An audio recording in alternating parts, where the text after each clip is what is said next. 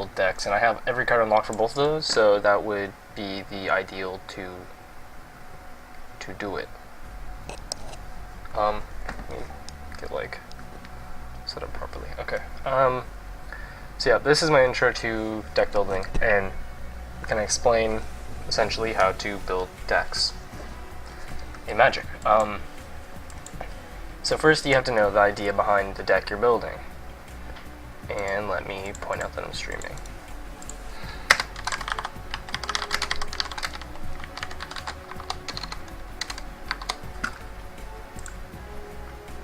There we go.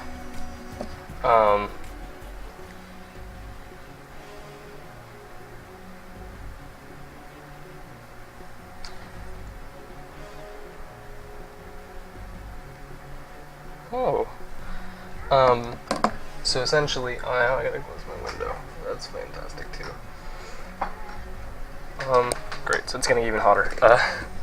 Essentially, you have to know that what the deck does. So what your goal for making the deck is, because normally you're not in a game like this in the sense that you see what everything does, and like you can see the entire deck. This is what you have. This basically build a deck that makes sense around this.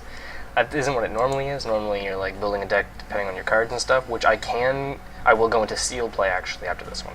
Let's do that. So I'll do this, then Mind Maze? Mind Maze? Yeah, I'll do that. This, then Mind Maze, then I'll go through sealed, which is essentially, well, these are the cards I have. Let's say I own only these cards, I'll go through it like that. So that'll work. Essentially, you have to know what your deck does for this situation. So I have 66 cards on... Wait, what? 66 cards unlocked. Do I only have 66 cards? I guess possibly, but then also land, remember. I'm going to have about 24 land in here. I'm going to put that in now, so I don't forget. So let's say we're starting... So I'm going to put in 24 land because you have to have 60 cards in this, essentially. So 24 land is pretty good for a green deck. I will possibly fluctuate it, but that's okay. So now your goal is, I have it through cost because that's pretty important. You should always know like your costs, and it'll tell you down here. So you should have a lot of early game, a lot of late game. For this deck, more late game. For most decks, more early game. It really depends. Like you should always have like 1 to 2 drops, and then after that you should have to have a few 4 to 5, maybe 6, maybe more, although depending. But essentially, you should always know what your deck is doing, and you should always know like what you're doing early game, what you're doing late game, and what you're looking for in your initial hand. So essentially, we can go through this now. This deck is green. It has creatures like so, a 3/3 for 2 OP, 2 for a 3/2 trample, my god, and then it has like bigger creatures such as, I guess this guy is 4 for a regen 4/3, or like this guy who's 4 trample as long as he's in your graveyard, and you control forest creatures, you control a trample, which is really weird because as long as he's in your graveyard, so essentially you want him to die eventually. Then you get like, then you get like really big creatures like this guy who is basically his XX or star are equal number of mana symbols in your permanents you control. So like if I control him, there's 2 forests, so he's a 2/2. And then if I also have like this guy out, that's 2 more. And then if I have this out, oh wait, that doesn't really work because that's not a permanent. I mean, then like this guy is 2/2 again, and then that's another 1, even though it's not a creature, it's still a permanent. So like there are a lot of creatures that get buffed like really big. There's a lot of creatures like this guy who's really strong and he does a lot. This guy really strong, does a lot. There should be a lot of that in the green decks for the most part. Like this is mono green, so that's all it's gonna be really. That kind of makes me want to like do a different deck after this. Like that's a dual color, but I'll go through another one with sealed. So these, we look at it. It's a good enchant. We definitely want it because we want as many as we can get, because they only cost 1 to buff a guy 2/0, which is really dumb. Like that's so strong. Then we look at this, like we're just looking at everything here. Essentially, essentially what you want to do is you want to put in everything that you really like and really think is strong in the deck, and then just narrow it down after that, depending on what you need less of, like creatures, sorcery, enchants, stuff like that, and land, and narrow it all depending on what you need and don't need in the deck. So this can't be countered. Next creature you control is turn cast as though it had flash. That spell, so that creature you play can't be countered. This is a really dumb card. Essentially, it's kind of confusing. You basically get to, if you play this as an instant, on their turn or your turn or whenever, you get to play a creature right after that, and it gets a 1/1 counter on it.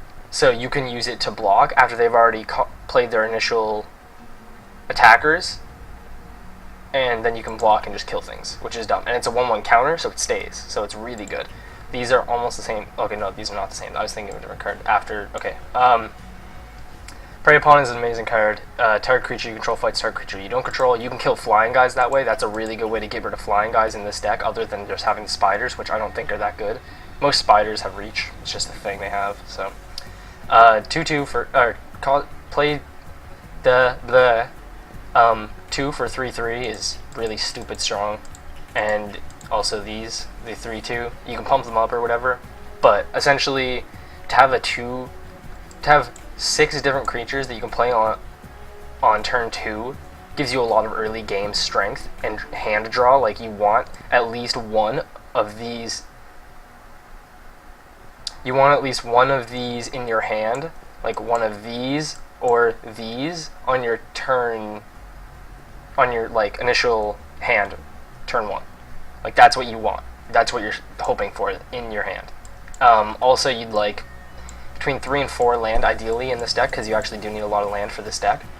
Revive, I don't really like that. It's target creature, green card from your graveyard to your hand, not a creature, it's anything, but like, you have a lot of strong stuff that like you should be able to play as soon as you get. That's not really as strong as I'd like it to be. These are amazing. You definitely want these in your hand turn 1. I want all 4 of them in my deck because it's just land draw, and you need a lot of it, because the more land you have in green, the stronger you are, since a lot of it costs a lot. Indestructible, whenever he attacks, put a 1/1 counter on it whenever he's dealt damage. So essentially he's indestructible and he keeps getting 1/1 counters, and he gets really stupid. It's really, really good, and there's not a lot that they can do about it. It's just essentially, if you can get it out. It's weird, because if you get it out early, it can be a big pain, but if you get it out later and you have a few creatures on the field already, he's not the main priority, because you should have big creatures out.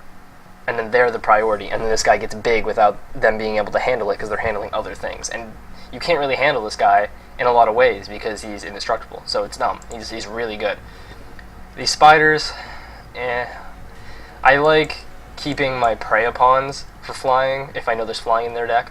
Reach essentially means you can block flying, but then he also has the thing where you can't block anything but flying. So that, and he's a 3 for 3/3. I don't really like that, because I think if you're gonna have big creatures, they should be able to threaten the block, and he can't threaten the block if they have, like, it.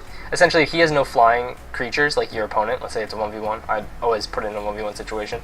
If your opponent has no flying creatures, this card is not good, because then you're playing a 3 for 3/3 that can't block. Like, what is that? Whereas this, even if they don't have flying creatures, you can still get it to fight anything you want. So it's more diverse, it costs less, and you can have a lot bigger creatures actually doing what you want to get rid of the flying guys or anything. Whereas this is just a 3/3 that you would have to pump up to do anything other than what it can do initially. Eternal Witness enters the battlefield. You may turn target card from your graveyard to your hand. That's a really good card. I would put that in my deck. 3 for essentially a 2/1, and also a revive. Like, that's what that is, if you think about it. It costs, like, that's like paying this to get, it's like paying 3 instead of this, and then it also puts a 2/1 token on the field, essentially, because this is useless after it does its effect. It's just a token. You can do whatever you want with it. It's really good. This is one of the most amazing cards. It's 3 for 4/5. Like, that's ridiculous. Thing is, it's 3/4 specifically, so it's not as good as it would seem, because you can't use it in dual color decks or anything as easily.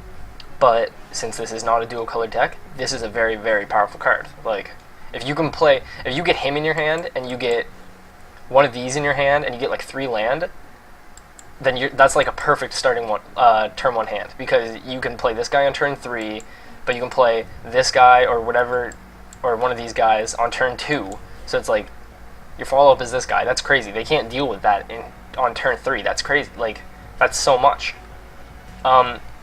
Essentially, Hexproof is really good. I'll put them in for now.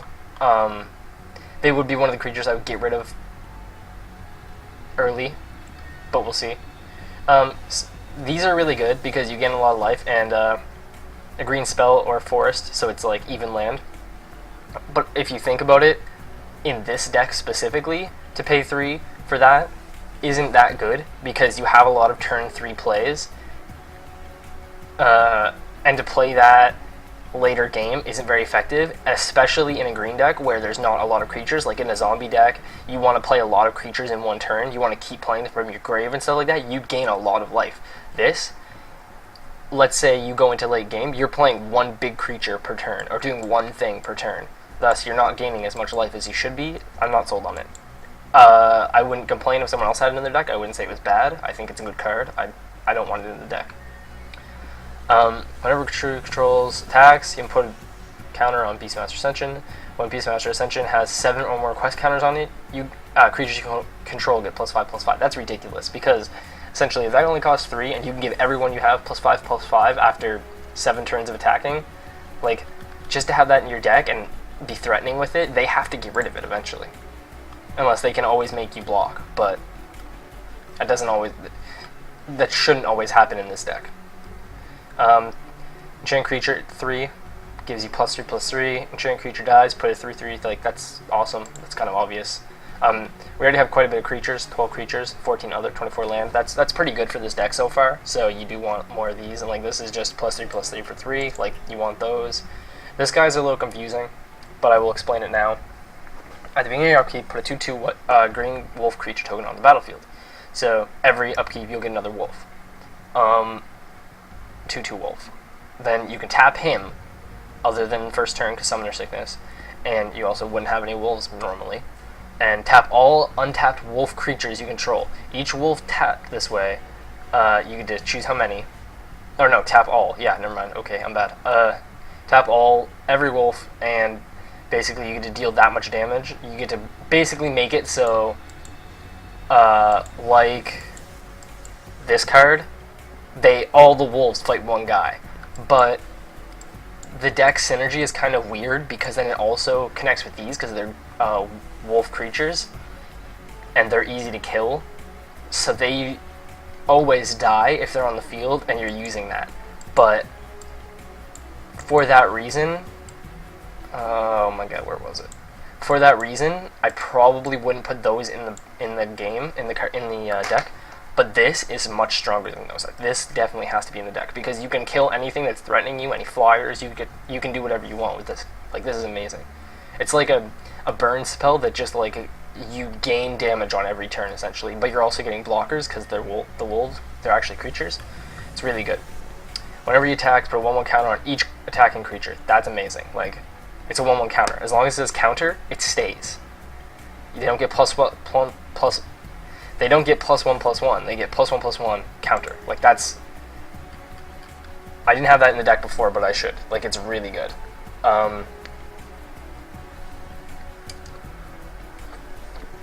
Essentially, you attack every turn with him and whatever else you have, and they keep getting +1/+1 on each attacking creature. So he would also get it. Like, everybody gets +1/+1. That's so strong. The trolls, 4 for a 4/3 that has regen. It's really good, but oh, I'm bad. But I don't like it in the deck for the reason that, like, I have a lot of early game stuff, and that's pretty early game. Like a 4-drop is pretty early game for this deck, since you have a lot of land draw and stuff like that. It's not early game. I wouldn't consider it early game. It's not early game for any other deck, but it's kind of early game for this one. But I think there's stuff I would have instead.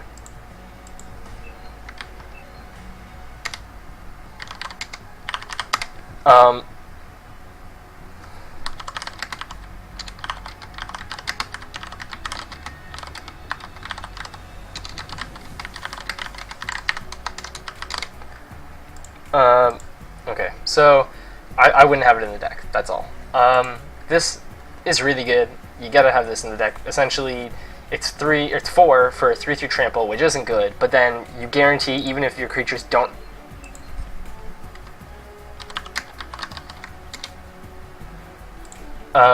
Essentially, it guarantees, even though most of your creatures actually will have trample, or not most, but maybe 50%, especially with like things that give them trample and stuff.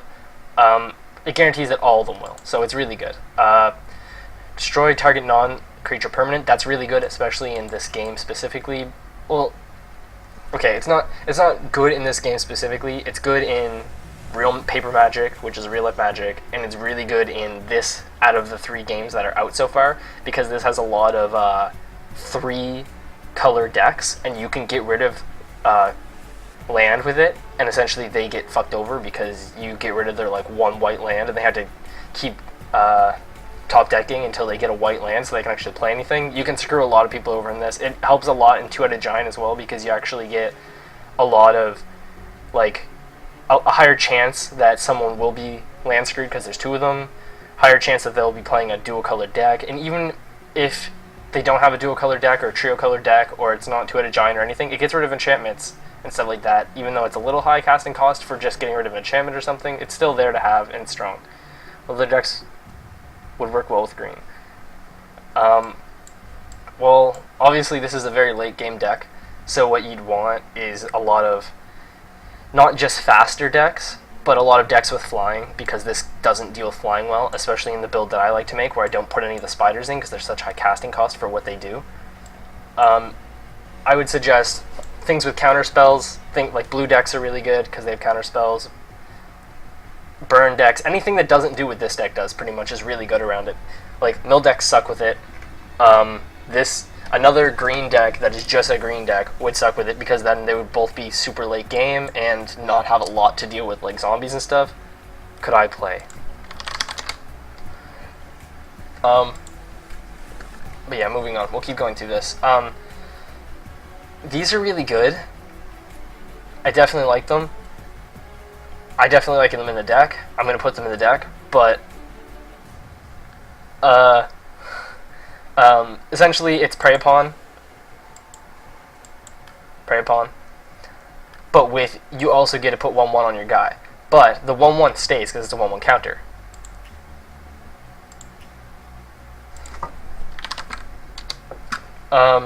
So I like to put those in the deck because it essentially gives your guy +1/+1, and you always want to put that on a trample guy anyways, and everyone you have should have trample in theory. So it's really good to have, because fly just flew by my. I hate summers. It's not that I hate summers. I hate bugs. So I like to have them in the deck. Other green creatures you control have Intimidate. I really like that, but at the same time, it's 5 for 4/4. Intimidate is really powerful, but I don't know. I think they're stronger in the deck, so I leave it out. To the end of turn, creatures you control have trample and get XX, where X is the number is the greatest power among creatures you control. That's really good, but if you're behind, it's really bad, because then essentially you just drew that when you're looking for more creatures or something, and all you can do is like buff your guys to 3/3 or something. Get! Oh my god. Is my door closed? My door is closed. I don't know why that fly got in here. I'm gonna beat the shit out of it in a sec. What's your opinion on Tuckatung Talid? That's an amazing card for what it is. It's really cheap, and it's really good, and it's really, really good for fodder. So, I recommend that card.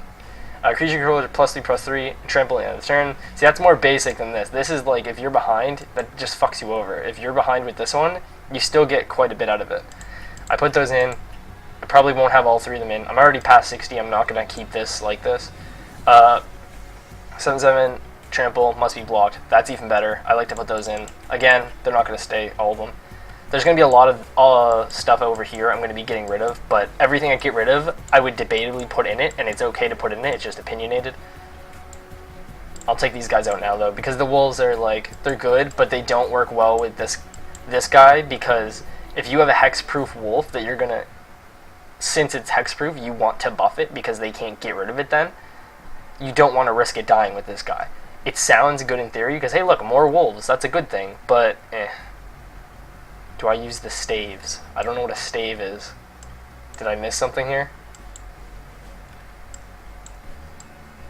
Plus and English. Landfall, whenever land enters the battlefield, you get a 4/4 beast creature token to the battlefield. That's amazing. 6 for 6/6 trample is worth it on its own, debatably. Well, is, but then with that, it's crazy. I don't like this again. It's like staves. Yeah, I don't mind the staves.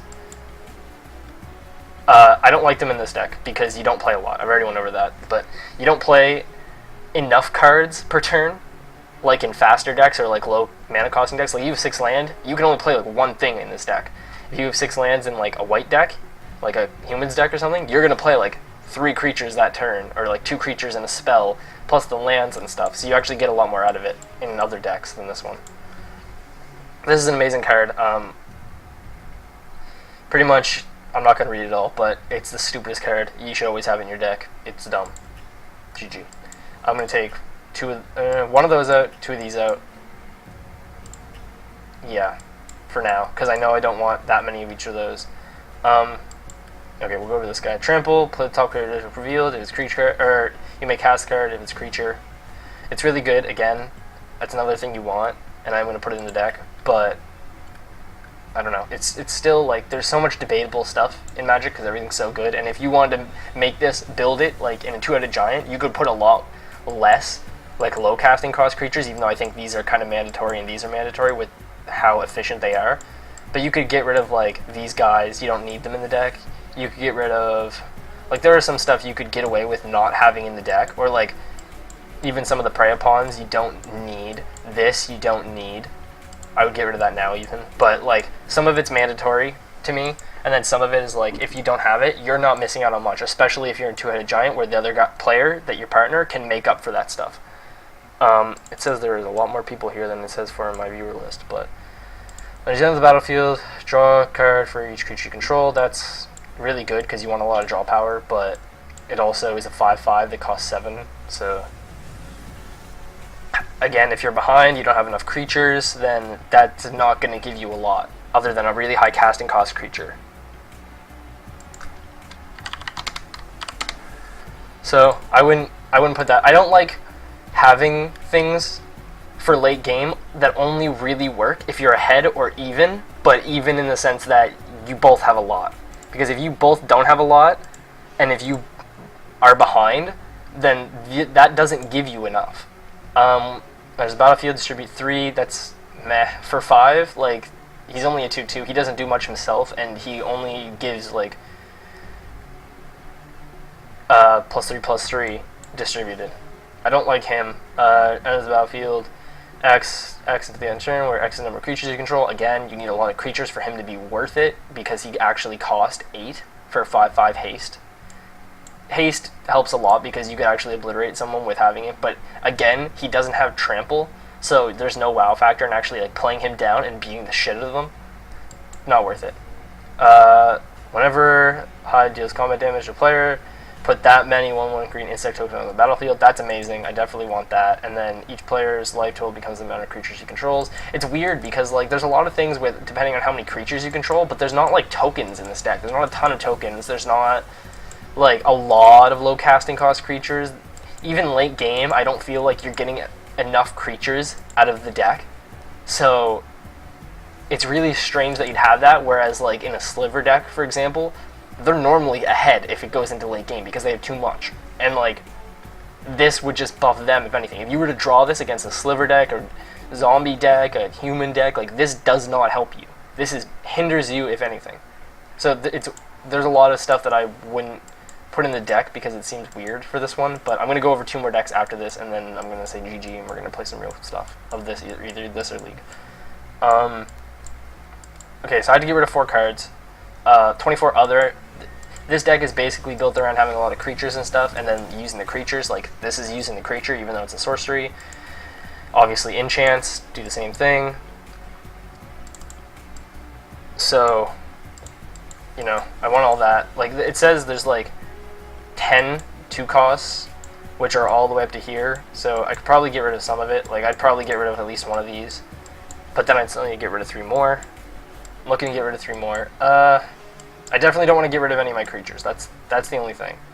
I guess I would get rid of one of these, because essentially you're paying 3 more land than a Prey Upon just to get a 1/1 counter, but the counter does stay, so it is worth having. It's just, well, I mean, let's see. Is this even a sorcery?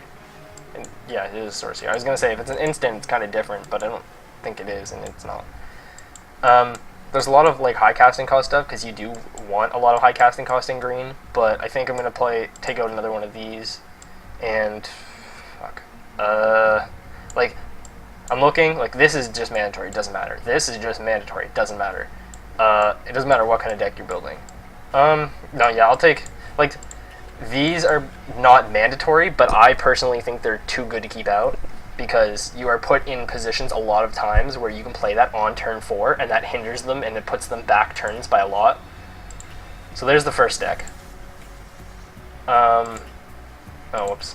Save. Okay, now I have all the cards unlocked for blue as well, so I'll go over blue now. And then we'll go over one more, which will be one of my sealed decks. But not my good one, because I don't want to fuck that one up. No, I don't want to reset. I want to get rid of them all. If you reset, it'll just put it to its default 60 that are unlocked. I'm kind of fucking myself over by doing this, because I'm going to have to put essentially the same cards back in, but that's okay. Okay, we go by cost. We look at everything in here. If you look at everything in here, it's an illusion deck. Essentially, an illusion deck is, I'll go to one of the basic cards of it so you see what everything pretty much does. Bear Illusion. When he is targeted by a spell or ability, sacrifice him. That's what illusions most of the time are, is when they're like focused down on by something or targeted by something, they just die. But they cost so little for the actual damage they can put out or defense they can put out that they're really quite worth it, because if you're only going to pay 1 for a 2/2, that's already worth it. And then if you have it killed by something as easy as just targeting it by a spell or ability, that's kind of okay, because they're wasting something on it still, and it only costs 1. It didn't cost you almost anything. It's really good. It's okay for them to die, because they're just there to last until you keep getting more out. It's strange, but I really like the idea of it. These guys are pretty mandatory. This guy is 4/4. He's essentially for mill. I don't really like it, because it's weird for this deck, because for mill, normally you want to get rid of all the cards in their deck and stuff, so that you have 10 or more cards in their graveyard pretty early, but to play him for 1 and get a 5/5, like late game, it's okay. I don't know. I think there's other... I'm bad. I think there's other things more worth it. When they cast a spell, while this enchant is out, it does nothing other than this. It turns into an illusion creature with power and toughness equal to the mana cost. It's an illusion creature, but again, it doesn't say this, so it does not have this factor involved. So if you were to like target it, it still would not die. It just some illusions do. So basically, let's say they were to play like this guy. It only costs 2. Okay. Then, since this was already on the field waiting for you to cast something, now this is a 2/2 creature. That's what it does, but it only costs you 1, and if you play it late game and they need to play something that costs like 5, then you just got a 5/5 for 1 for nothing at all. Whereas this, you need to make sure that it's a lot more situational, even though it's a flying. Turn target creature to its owner's hand. That's like amazing. You want all 4 of those. They're used in so many situations. You get to Phantasmal Image. You may have Phantasmal Image enter the battlefield. The copy as a creature, so you get to accept it does specifically say that when it comes to when this creature becomes the target of spell or ability, sacrifice it. So it does in fact have that, but these are so good because you can get like their deck and they get a 5/5 dragon flying haste. Well, you can just copy it. Simple. It only costs 2 to do that. How good is that? That's amazing. And these guys have the best synergy with the deck. You really want these. Illusion creatures you control get +1/+1 to have hexproof. You get +1/+1. You want all 4 of them. Yeah, there are 4. Okay, good. You want the +1/+1. It really helps, but essentially you want the hexproof, because if you can't target spell or abilities on this guy, for example, he gets +1/+1. He's a 3/3 for 1 land that has nothing wrong with it. This is essentially gone when it has hexproof. So it's really, really good to get these guys with it. And then another thing you can do is if you copy it with one of these guys, then this buffs everything as well. So if you play this guy first, then then this guy is not an illusion, but he buffs this guy, and this guy turns into that other guy and buffs himself and gives himself hexproof. So then you have a 4/4 one of these with hexproof itself. So it's really good because then it has like, yeah, you'll always have one of these on the field unless they can like kill all creatures or something. It's amazing. There's so many good combos you can put in this deck, and I really, really like it. 2 for 1/1. It can't be blocked. That's okay. I don't think that's really worth it on its own. And then if you pay 3 extra, then if it was kicked, enters the battle with 2 1/1 counters on it. I don't think that's that good because you're essentially paying 5 for 4/4 unblockable. Or if you don't have that land, you're only paying 2 for 1/1 unblockable. I don't like that. I definitely don't like it. I've seen it in the deck already though, and I haven't played a lot of the game, but I don't like it. Whenever you cast your second spell each turn, this thing gets 2/0 until the end of turn. It can't be blocked this turn. That's pretty good. Again, I don't really want it. I think it's good in the deck, but I don't like plus blah until end of turn, because like minus blah end of turn is good because you can kill a creature because of that, or like stuff like that. But like the other, I don't know. I don't like it. Power token equals the number of illusions you have on the battlefield. That's really good. You want that because it's good because you want a lot of illusions on the battlefield at a time. I'm gonna put that down to 21. Flying. 2 for 2/1. That's really good. You definitely want those on the field. Get as many as you can, because not a lot of things actually in this game have blocking for flying. And if you play Paper Magic, again, not a lot of things can actually deal with flying. So they're a really strong card to have in an illusion deck. Plain simple. Copy target insert sources spell. You may choose new targets. So basically, if they want to use a burn spell, you can play this and copy it for only 2. Or if they play, like, they could play anything. Like, they could play... Wait. Instant or sorcery. So you can, like, copy this and put theirs to an 0/1, or you could copy their counterspell and counterspell it back. Like, this has so much potential to do a lot that it's definitely worth putting on in the deck. These, you get to make them 0/1 for 2. That kills anything you want by making them block. Otherwise, if they don't block, you get free damage. If they do block, you just kill them because they turn into an 0/1. Counterspell, there's almost none of these in this game compared to the last game. Counterspells in real Magic are vital in a blue deck. Counterspells in digital Magic are vital in a blue deck. Like, you only get them in blue decks, but they're vital. They're so important. Illusion Warrior can't be blocked, but he can. Even if you just have like 2 of these guys out, then he's a 4/4 can't be blocked for 3. That's really good. Whereas, like I said, this guy, he gets to be a 3/3, but it's only situational. So, and it's very situational because you have to play 2 spells per a turn. 3 only if you played another spell this turn, so you have to play another spell, then this, but then you get a 4/4 flying. That's it. Like, there's no downside other than that. These are okay. I don't like them. They're good if you're ahead and you have, like, because not all the time will you be able to keep all 4 of these guys, or any of them for that matter, and especially these 2 being these guys, or whatever you can make them. So these guys don't get buffed as much as you'd like, and I don't like having to draw into creatures that'll help me and then getting like this because it doesn't do anything. I don't like creatures that don't do anything, and I don't like creatures that are 3 for 2/3. Like, that's not that good. It's only that they can get buffed. That's a good thing. And yeah, they can get buffed, but there are other creatures that can get buffed. This, for example, 3/4 for a 3. That's a lot better than paying 3 for 2/3. Like, what? That's pathetic. Compared, this is just +1/+1 and has flying, but it can be sacrificed. That's okay. It's worth it. These are good in this deck. I'd put them in for now. I don't think that they would stay. I am a fan. They get a lot of life, but then I opt out for other cards to stay in the deck rather than these. I just do. You could, in theory, get rid of like this card and keep one of those if you thought it was better. It just depends. But I have a lot of creatures. I would actually get rid of that now already. I'm gonna get rid of this. It's just, you had to have enough mana to play something, and then this, both on the same turn. So I would at least get rid of it for now because of the land I have, or the amount of creatures I already have. Even though some creatures like don't really count because it's more like copies, and you have a lot of potential in what they actually do.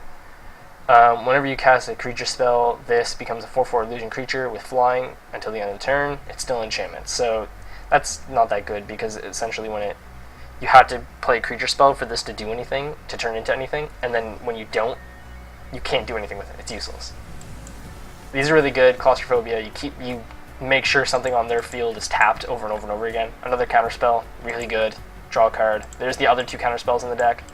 You really want them. It doesn't matter how much they cost. They could cost 5, and I think they'd still not be mandatory, but be debatable to get into the deck. Like, counterspells are so important. Tap 2 creatures. They don't stay tapped and keep tapping. It's not like the enchant, so these aren't as good. They're good, but I don't think they're as good. I wouldn't put them in. Draw 2 cards. That's really good. I don't think that they'll stay in the deck for me, but a lot of draw power is like really important in this deck.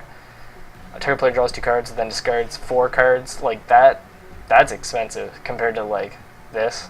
Wait, yeah, draws 2 cards, discard 4. Whereas this one costs the same amount. Like that, you can fuck other people over with, but eh.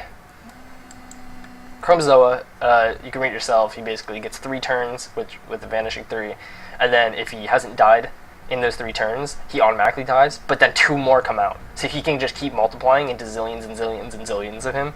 And it's really stupid, and then they have to find a counter to this, and if they don't find a counter to this, they're fucked. And if they do find a counter to it, well, then they pretty much spent 3 turns trying to get this guy destroyed. He's amazing. Plus, you can give him hexproof when you have your Lord of the Unreal out. I have to answer a text. 4 for 5/5 flying, that's amazing. If it was 4 for 5/5, I would think, but it's for flying. No, if it was 4 for 5/5, I think it's good. But then since it has this, I wouldn't think it's good. But then since it has flying, it's worth it. If that makes sense. Like, 4 for 5/5 flying that can be targeted and killed is pretty good, especially if you can get it hexproof. When this blocks creature, pretty much you may put this to its owner's hand. If you do, you may put a creature card from your hand onto the battlefield, blocking that creature. So this can switch places with a creature in your hand, essentially. But with this deck, you want to play every creature you can, like, right away. So I don't like that in the deck. 4 for 4/5 with this, that's okay. I like it. I'm not putting it in the deck.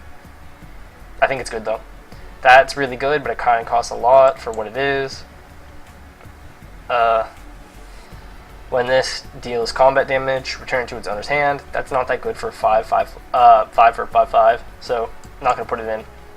Flash flying. Flash is really good. I've read this before. I'm not sold on it. It's good. It seems okay. I wouldn't put it in. This is amazing. It costs 6 for 3/2. That seems bad, but then it has flying, which is okay. That adds to it a little bit. And then landfall. Whenever a land enters the battlefield, you may, under your control, you may gain control of target creature for as long as you control this guy. So as long as you can keep this guy alive, which he is not an illusion, so he will not have X-proof, just for the record. As long as you keep this guy alive, though, with your like counter spells and whatnot, or like they just don't have anything to deal with it because he's so late game, you get every one of their creatures. It's dumb. And they only get them back if they can destroy this guy. And if they do destroy this guy, well, I mean, hopefully you lasted enough turns being able to like steal their stuff to be way ahead of them. Oh, whoops. Yeah, so he's definitely going in the deck. I'll go over this one first. You may cast non-land cards from your hand without paying their mana cost. That's stupid as hell, but 7, 8, 9, 10, you don't get many chances to play this. That's very debatable. Like, if you think you will last 10 lands worth of turns, which isn't 10 turns, that's 10 having lands in your hand and able to play them worth of turns, then go ahead. I don't think games really go that late game with this deck because it's a very fast deck and you should win before that happens or you'll lose, essentially, because you shouldn't have that many like creatures or anything. It just says non-land, but it's pretty much creatures and stuff. Like, you need land draw in this deck, otherwise you're top decking a lot too, which kind of sucks. This is amazing. If you want to read it, read it. Essentially, you get to copy a sorcery that if a sorcery comes out of their, I don't know, it's really good. I like it. You get to copy a sorcery, or take a sorcery from them and get rid of the top 5 cards of their deck, which doesn't matter because this is in the mill deck, but still, copies of sorcery. It's really good. I like it.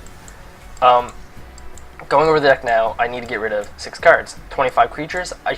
You probably should get rid of some of the creatures, but I don't like getting rid of the creatures in this deck because a lot of the creatures are important. Like, you just want to keep hitting them hard with things that don't cost a lot, so you don't have to care about them. Kind of like goblins, except this isn't as fast, but it's more powerful hitting.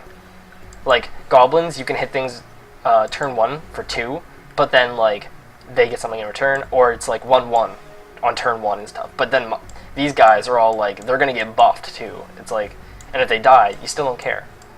So it's really good. Cards I will take out that.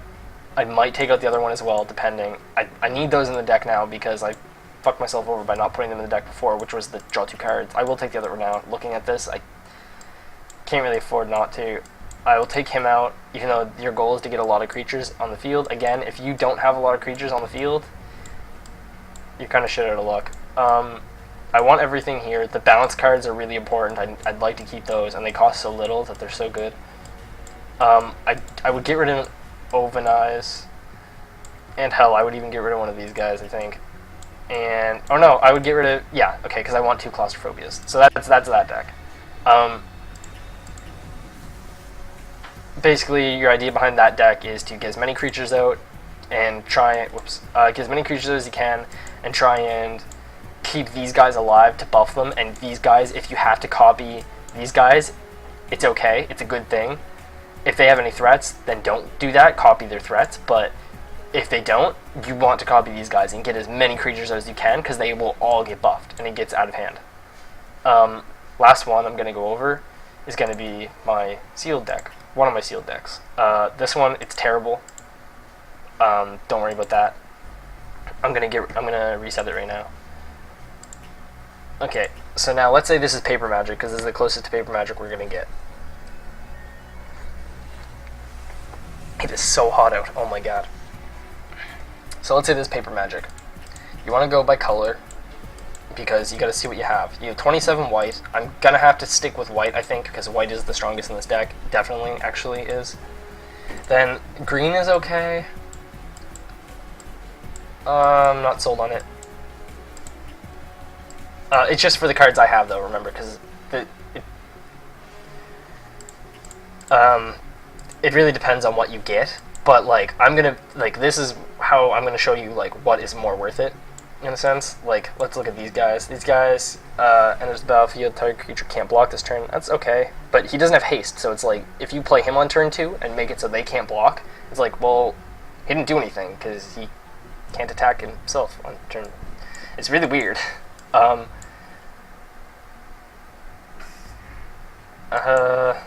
don't know, I don't like the red I have. It looks like the black I have is really good, but it's okay. I probably... The sad thing is like, sealed play really gives you a lot of really good black and white cards, because my other deck is black and white, I think it's really good. This one, if I was to make black and white, it would probably be not as good as the other black and white deck I have, but one of the best I could get. But I think I'm going to make black-blue, because I had black-blue earlier, and, well, fuck, man. Like, yeah. Let me look at red again. Let me look at red. No, red's bad. I think I'll make green. Yeah, I'm going to go with green. Okay, so I'm going to make a white-green deck. So, just looking at the cards you have, seeing what's strong, seeing what's not, and seeing what you would want in a deck for one color, seeing what you'd want in a deck for another color, and basically picking out what's stronger and what would work better. Have I seen Cube World? Yes, it looks really good, actually. I was going to ask you about that yesterday, actually, if you've seen it. Yeah, it looks really good. So, Suntail Hawks, 1 for 1/1 is like, okay, but to have a 1-drop, turn 1 creature is really good. And then he's flying, so it's like, whoa, that's actually really worth it. Creature gains protection from the color of your choice to the end of turn. That seems okay for attacking, but what's really good is, let's say they put something on your creature that you don't like, or something on their creature that you don't like. You can put this on it, so like, let's say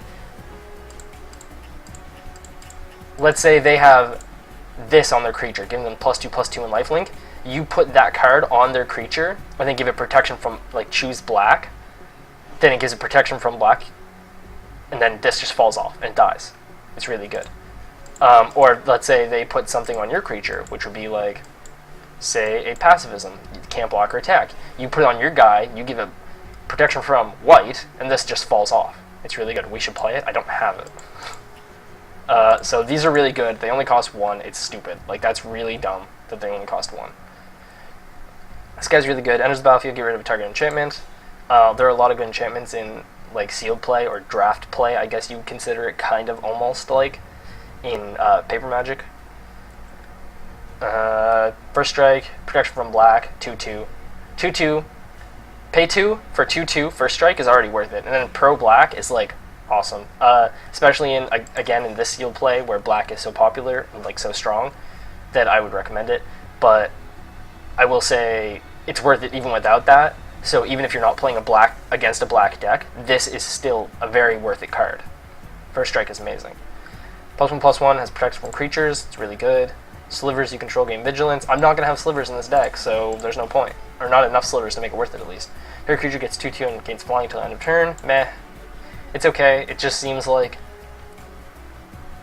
it's essentially the same as giving it unblockable, because you'd only want to use that when you don't have any flying guys. But then it's like, I don't like things that give something per turn, like for a turn. It's not that good. Pacifism is like one of the strongest white cards in the game ever invented. It's dumb. 2 for can't attack or block. It essentially makes any creature without an activatable ability 100% useless. I have to answer that text now, don't I? I do. Oh, that was 2 texts. I'm bad. Whoops, I'm bad.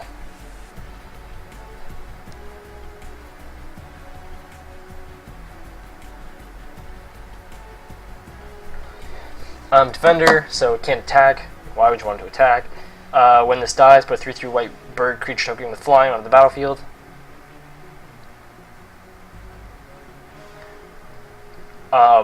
So 3 for an 0/3 blocker that turns into a 3/3 flyer that isn't a blocker. It's amazing. I would not pay that for just an 0/3, but then essentially when all you do is you use it to block over and over again, and when it dies, you get a free 3/3. Like, that's stupid. Flying Vigilance, 3 for 1/3. Flying Vigilance is really good just because having Vigilance is awesome, and obviously flying is awesome. I don't like these. I don't know. They're okay. I'll put them in the deck for now, but I don't think they're staying. This, I shouldn't have any land. Good. Just making sure. Yes, there are different races, and I've seen a lot of gameplay. Oh my god, I am so fucking hot. Whenever another creature on the control battlefield, blah blah blah, you gain 2 life. So that's really good. You definitely want that in the deck. Depending on how many creatures you actually get in the deck, where you do want a lot in play like this isn't that good. For 4, you basically get a 3/3 until end of turn whenever it attacks. But then it blocks, it's not that, and I wouldn't even pay, like, if this was just a 3/3, didn't have this ability, I wouldn't pay 4 for 3/3 flying. It's not that good. These guys suck. 4 for 2/4, nothing else. Like, you don't want to pay 4 for something that's 2/4. Come on. Flying Vigilance, blah blah blah, it's 5. I would pay it. I'd put it in for now. Doesn't mean it's gonna stay. Probably won't stay. Well, maybe some of them. Like 5 for Vigilance Lifelink, 2/4, that sucks. I wouldn't put that in. 2/4, Lifelink is really good. It's really useful. Vigilance, that's a bonus, but then like it's not worth it still. I don't think, in my opinion at least. When she enters the battlefield, another target permanent gets indestructible as long as you control her. So basically she's 6 for 5/5 flying, but you can give something else indestructible. That's crazy. I like that in the deck. I said green was my other one. I'll just put it like that. I don't know why I didn't already. So I have 19 cards in the deck. You want to do lands last for this play, where you can't, where you don't know exactly what's going to happen and what you're going to have in it, but like you always have an idea if you know what the deck does. I don't know what the deck's going to do yet, so we'll see. As of now, I have 12 creatures out of 19 cards, so that's pretty good for creatures. I definitely want more, but just saying. These guys are really good. If they can't deal with them, they're fucked. So that's always good to have in it. I like to put that in it. If you want to read it, go ahead. Basically, it gets tons of counters if they don't kill it. So that's what you want. Prevent all combat damage. That's pretty good for only 1, but until end of turn, but it only costs 1. I do like this one for 3/3. I don't hate all until end of turn bonuses. An instant that only costs 1, the 3/3, is dumb. Like, that's really good. It just, I don't always think that it's worth it. Usually don't think it's worth it. 2 for 1/2 sucks. Has reach as like a bonus, but it's not like amazing. And then Death Touch makes it worth it because it can chump block anything. Prevent all combat damage dealt this turn. Death Touch basically means that it'll kill anything it hits, so it's the best blocker. I'm still thinking about those. They might go in the deck. We'll see. And there's a battlefield. You may search for a library for a card with Death Touch, Hexproof, Reach, Trample, and reveal it. So any of those, shuffle your library. That's pretty situational, especially for this deck where there's not a lot of that stuff. There's pretty much just like Death Touch and Reach, but that's like one guy, so. At the beginning of your end step, put a 1/1 counter on target beast creature you control. Well, that really depends on how many beasts I actually have, which I probably won't have very many, so I'm not going to put those in it. This guy's really good. He's a boar. I don't know why it says boar, because I don't think you can make like a boar deck, so it's not really that useful. It would be better if it was beast, but it's not, I guess. Whatever. 3 for 2/2 sucks, but then you can gain 4 life by, so you can pretty much block something for free, and then also gain 4 life. So it's really good. These are amazing. 3 gives you +3/+2 forever. My throat really hurts, so. Briar Pack Alpha. When Briar Pack Alpha enters the battlefield, target creature gets 2/2 until end of turn, so that's really good, but it's again until end of turn, and it has flash, so you can play it like an instant, so that's good, but I wouldn't put it in my deck still. I don't know. Especially because there's a lot less late game going on in this, so in a 40 deck format, which I'm going to have is 40 card, because that's what you'd want. 4 for 4/4 is pretty solid in this format because you only have limited cards in a situation in real life Paper Magic where you have like a bunch of cards and stuff and you're looking to make a deck and you will buy more cards for your deck and stuff. These aren't that good, but in this format, since I'm not going to be getting any more cards for this deck, I will put it in. In real life, this should not go in your deck, no. But in a situation like this kind of format, or if you're playing like Draft, this should go in your deck because 4 for 4/4, and you don't draw a lot of creatures often, it's pretty good. These are pretty good, but they cost a lot. This guy's pretty good. He deals damage to flying creatures and stuff, but like all he does is block, and he has reach, and because spider, but all he does is block, and then like he can kill flying things. But you should already be able to deal with flying things, especially with the white deck attached with this. So that's a matter of being able to have synergy with the deck, and I do. I could have made another deck instead of this, and could have made it probably like. Well, no, I'm happy with this so far. Trample 6 for 6/4 is okay. I don't want it. Maybe if it was a 6/5, definitely if it was 6/6, but it's not. 7 for a 7/7 trample, that's worth it. It's a really late game card, but it's worth it. And now let's check out these, which don't want those. There's not enough green cards in the deck. Like these staves are really bad in this because normally you don't have enough cards to actually make a monocolor deck, and if you do, they're gonna be pretty junk ones. Huh? I know all about Cube World already, dude. I don't know, like, it's not new to me. I've been reading about Alpha and stuff and seeing a lot of it. This is really good because 40 card deck, and if there's a stall fest, you can essentially just like stall them out. You gain 5 life for 3 in the end. It's really good. Definitely put that in the deck. I would definitely put that in the deck. These are really good. Yeah, it's in alpha right now, but you can still buy it. These are really good because you have land draw. You definitely want land draw. It's super important. And Crypt has Hexproof and Haste. No, I don't want that. It's really good though. Okay, now looking through the deck, let's get rid of some of the, like, I don't need all of these guys. They don't have, if they had lifelink instead of vigilance, I would be, but because flying lifelink is awesome. They can't always deal with it and you gain a lot.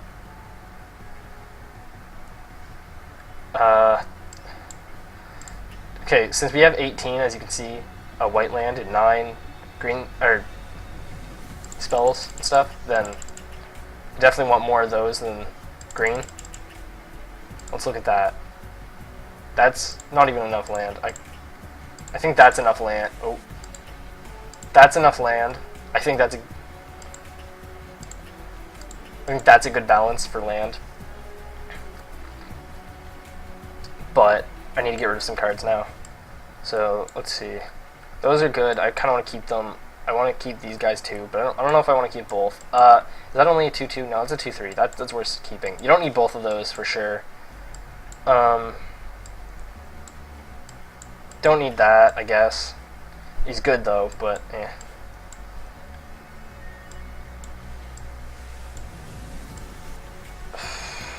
Man, this is difficult.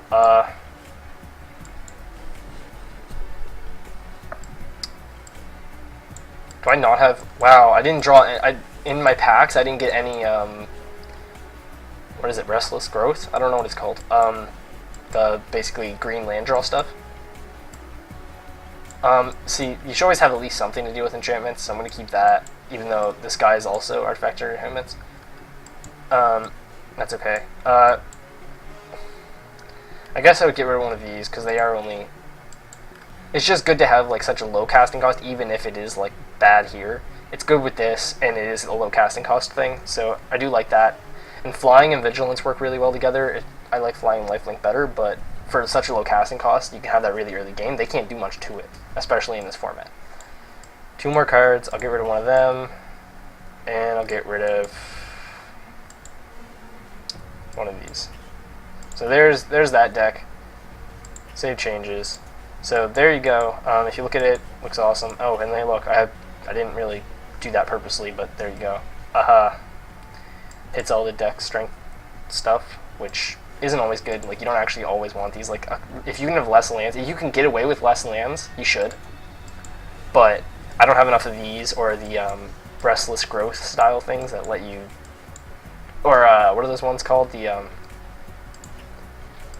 anything that lets you search your deck for land, essentially. If you don't get enough of them, it's not really worth it. And I didn't get enough of them, so I do need to keep a few more lands that I like in here. I'd like to have... Oh no, that counts for land. Yeah, this counts for land. I forgot about that. But like, that's a good amount of land. But you could get away with having like 1 less or 2 less if you had a few more of these or actual land draw stuff, or even cards like creatures that give you land draw or something. The 1/1 flyer for 1 mana is worth it. Oh yeah, it definitely is. Because think about it. If you play this on turn 1, and then you go to turn 2, and you can attack with this, are they going to have anything to block it? No. Especially later game, are they going to have anything to block it? Like, any point of the game, flying, if it's just 1 for a 1/1, it's debatable, but giving it flying basically means, like, especially with, like, if this was a 5 for 5/5 flying, it would be debatable. But since it's so low casting cost for being a 1/1 flying, you can get out really early, especially in this format where you don't have a lot of creatures normally, and it's like really dependent on drawing like your main things in the deck where you don't have a lot of main things in the deck. Limited format, that's really good. Otherwise, it's really good anyways, especially in like white decks are made to be fast, and if you have balanced things like getting these big creatures out as well, then it's okay. You want as many low casting cost things as you can to basically beat them early, because if you can do that before they can do anything, like let's say they have like a turn 2 thing, then you have that, you're gonna do 2 and you go first, then you deal 2 damage to them, 1 for, like, you play it, then you deal 1 damage, then it goes to their turn, they play a land, then it goes to your turn, you attack them again, then it goes to their turn, then they can play something, and that still has to be flying or reach to even deal with your creature. Or you can just use your guy that only costs 1 anyways to chump block them, because it's not valuable, it's just there to catch them and get free damage off. It's not even, like, there are some cards that I would consider situational, but like in that sense, that's not really situational, because 9 times out of 10, fuck it, like 14 times out of 15, or 19 times out of 20, to land in your hand is worth keeping in your hand. Like, worth keeping that hand. It's only worth keeping your hand if you have plays early game, and that is the card I would look, like, going back to it. Edit your deck. That is the card I would look to draw turn 1.